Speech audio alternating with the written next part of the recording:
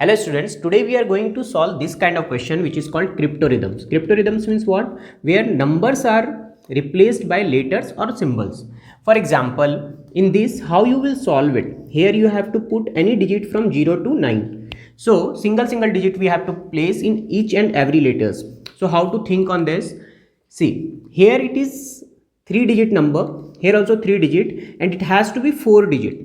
So come to 100 place first and think here.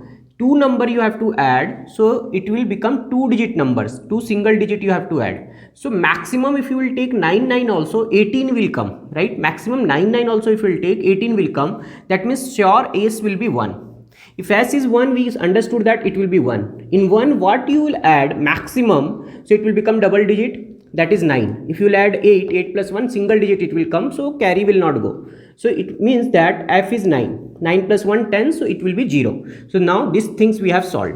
Here in U place we have to take both same digit we have to take, and then one different digit should come. So suppose we are taking 2 here, so 4 will come. Any other numbers also you can take, because it is single digit. 3 also you can take. So in cryptarithms more than one solution is also possible. Now for n what we will do, we can take here 3, so it will give you 6. This also we can do.